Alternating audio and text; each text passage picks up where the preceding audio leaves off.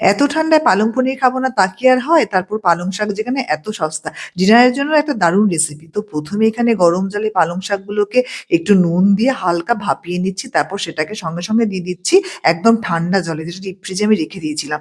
তারপর সেটাকে চিপে নিয়ে মিক্সির জারের মধ্যে দিয়ে সাথে কাঁচা লঙ্কা, পাতিলেবুর রস আর একটু সাদা তেল দিয়ে একটা মিহি পেস্ট বানিয়ে নিচ্ছি।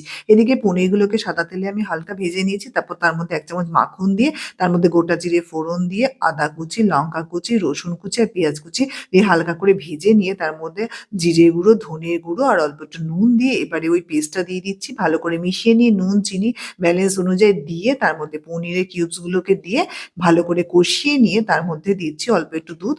এটা হলো ক্রিমের পরিবর্তে দেওয়া। দুধের বদলে আপনারা ক্রিমও দিতে পারেন। এবারে খানিকক্ষণ কষিয়ে নিয়ে ওপর থেকে মাখন দিয়ে নামিয়ে নিলে রেডি হয়ে গেল পালং পুরি। আর সার্ভ করবার সময় ওপর দিয়ে একটু ক্রিম আর ১ চামচ মাখন দিয়ে সার্ভ করবেন। রুটি বা পরোটার সাথে খেতে দারুণ লাগে।